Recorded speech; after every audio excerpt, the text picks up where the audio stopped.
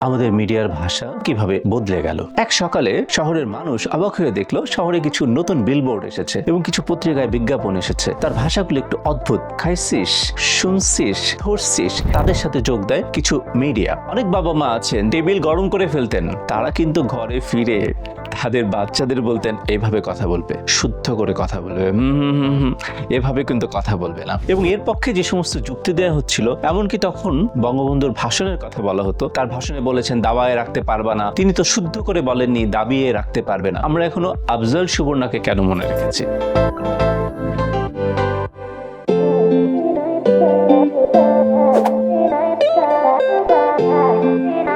আজ আমি আপনাদের বলতে চাই আমাদের মিডিয়ার ভাষা কিভাবে বদলে গেল। সেই গল্পটা যদি বলতে চাই তাহলে আমাদের বলতে হবে মিডিয়ার ভাষাটা একসময় কেমন ছিল। মিডিয়ার ভাষা ছিল অনুকরণীয়। টেলিভিশন নাটক যখন দেখা হতো তখন বাবা মারা আলোচনা করতেন সন্তানদের সামনে, বিশেষ করে দেখেছো কি সুন্দর করে কথা বলে। তখন আমাদের ড্রয়িং রুম মিডিয়া বলতে বোঝাতো টেলিভিশনকে। যখন গান শুনতাম তখন সুন্দর সুন্দর শব্দের আমরা গান শুনতাম। আমরা যখন নাটক দেখতাম, একটু আগে বলেছি, সেখানে ভাষা অনেক সুন্দর থাকতো। হ্যাঁ, সেখানে অবশ্যই আঞ্চলিক ভাষা থাকতো, কারণ সারা দেশে অনেকগুলো অঞ্চল, নানা ধরনের ভাষা, এবং নাটকে বা সিনেমায় অনেক ধরনের চরিত্র যেহেতু থাকতো, সেখানে আঞ্চলিক ভাষার ব্যবহার থাকতো। আঞ্চলিক ভাষা নিয়ে কিন্তু কারো কখনো কোনো রকমের আপত্তি ছিল না, কারণ এটা তো আমাদের কথা বলার একটা পার্ট। বাংলা ভাষা আমাদের ভাষা, সেখানে কিছু আঞ্চলিক ভাষা থাকতে পারে, এটা নিয়ে আসলে কারো কোনো ধরনের আপত্তি থাকতো না। তাহলে আমি যে বলছি মিডিয়ার ভাষা বদলে গেল, সেটা কিভাবে, সে গল্প আপনাদের বলছি। বলতে গেলে 60 দশক থেকে আন্দোলন যখন থেকে শুরু হয়, সে সময় থেকে আমাদের সংস্কৃতির ব্যাপারে, আমাদের অরিজিনের ব্যাপারে আমাদের কিন্তু একটা প্রবল জাতীয়তাবাদ তৈরি হয়। এবং 90 সাল পর্যন্ত কিন্তু আমি বলবো আমাদের মিডিয়ার একটা স্বর্ণ যুগ চলে। তখন যে ধরনের গান আমরা শুনেছি তা কিন্তু আমরা এখনো শুনি, এই প্রজন্ম শুনে। হয়তো আপনারা ফিউশন করেন, কিন্তু এখনো সেই গানগুলো অনেক জনপ্রিয়। এবং আমরা যখন ইউটিউবে সেই পুরোনো দিনের নাটকগুলো দেখি, সেই নাটকগুলো কিন্তু আমরা এখন পছন্দ করছি। এখনো কিন্তু ইত্যাদি বাংলাদেশে একটি জনপ্রিয় অনুষ্ঠান হয়ে আছে। সেই কথা আরেকদিন বলবো, কিন্তু আজ আমি যেটা বলতে চাই যে আমাদের ভাষা হঠাৎ করে 90 দশক পার হতেই কি করে মিডিয়ার ভাষাটা বদলে গেল, বিশেষ করে ড্রয়িং রুমের ভাষা কি করে বদলে গেল। এক সকালে শহরের মানুষ অবাক হয়ে দেখলো শহরে কিছু নতুন বিলবোর্ড এসেছে এবং কিছু পত্রিকায় বিজ্ঞাপন এসেছে। তার ভাষাগুলো একটু অদ্ভুত। খাইছিস, শুনছিস, ধরছিস, এই ধরনের কিছু বিজ্ঞাপনগুলো কিন্তু মূলত ছিল ফোন কোম্পানির বিজ্ঞাপন। এই ফোন কোম্পানির বায়ার যারা ছিল, আমি যে সময়ের কথা বলছি, ফোন কিন্তু সবার হাতে ছিল না, কাজেই এই ফোন কোম্পানিগুলো কিন্তু সবার জন্য বিজ্ঞাপনটা দেয়নি। এই বিজ্ঞাপনগুলো দেয়া হয়েছিল যাদের সেই সময় কার্ড কেনা হতো, রিচার্জ কার্ড। এই কার্ড কেনার যাদের একটা সুযোগ ছিল বা সক্ষমতা ছিল, মূলত তাদের জন্যই এই বিজ্ঞাপনগুলো করা হয়। এবং এই বিজ্ঞাপনগুলো যখন বিলবোর্ডে আসে তখন কিন্তু প্রবল প্রতিক্রিয়া হয়। আমি আপনাদেরকে বলতে চাই যে তখন যে সিভিল সোসাইটি ছিল এবং মিডিয়া ছিল, তারা দারুণভাবে এটা প্রতিবাদ করে। বিশেষ করে মিডিয়ার তখন যে লেখার ধার ছিল এবং তাদের একটি ঘটনাকে বিশ্লেষণ করার যে ক্ষমতা ছিল, এটি যে আসলে কি হতে যাচ্ছে সেটি বোঝার কিন্তু একটা ক্ষমতা তাদের ছিল।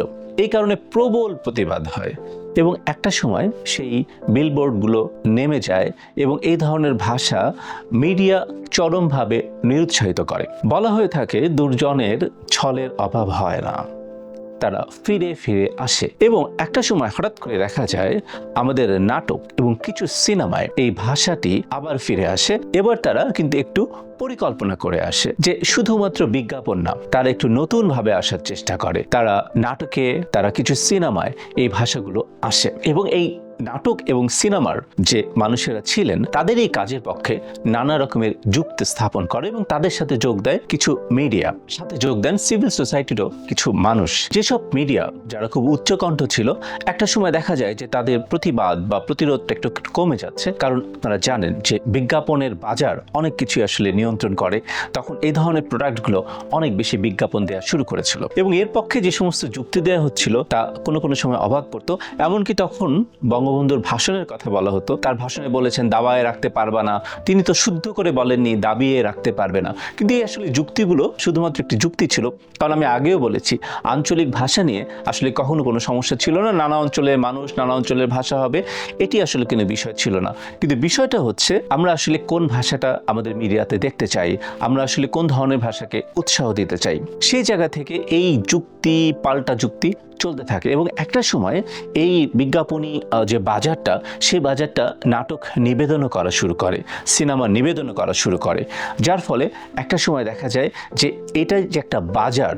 আমরা অনেক সময় অনেক পরিচালকদের নাম বলতে পারি, আরও অনেক পরিচালকের নাম বলতে পারি, কিন্তু আমি মনে করি এটি হচ্ছে এই বাজারের চাহিদা এবং যোগান দেওয়ার জন্য একদল মানুষ আসলে এখানে দাঁড়িয়ে যান। তারা যদি না আসতেন হয়তো অন্য আরেকটি দল দাঁড়িয়ে যেত।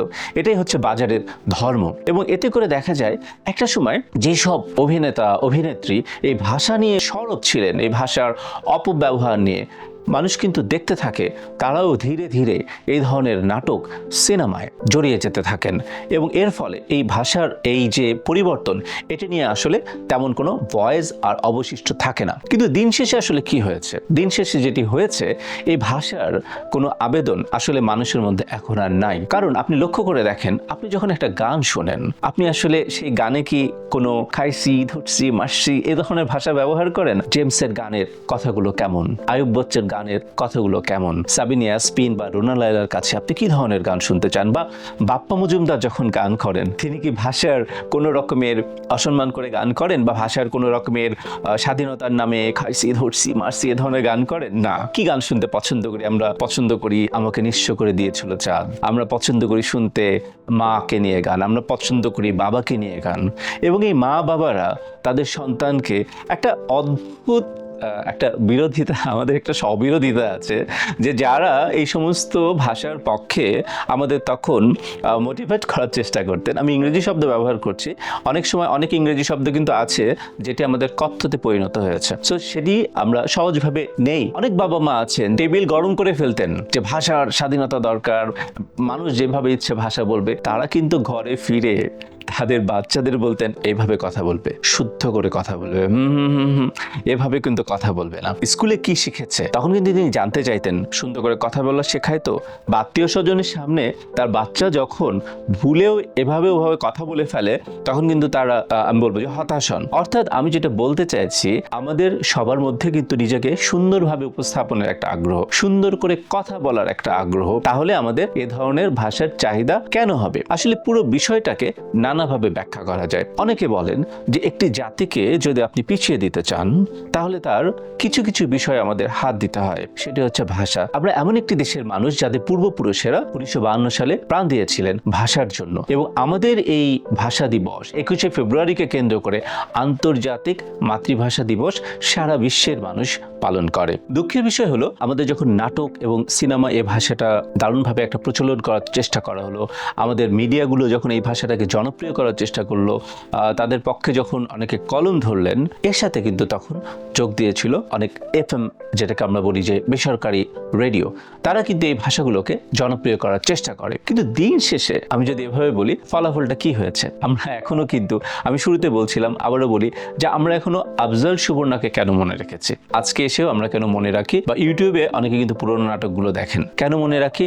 তাদের মধ্যে একই সাথে যে বিষয়গুলোর একটা সংমিশ্রণ হয়েছিল, তা হচ্ছে তাদের প্রতিভা, তাদের সৌন্দর্য, তাদের স্টাইল, এবং আসলে এই মানুষগুলো কি করে কথা বলতেন।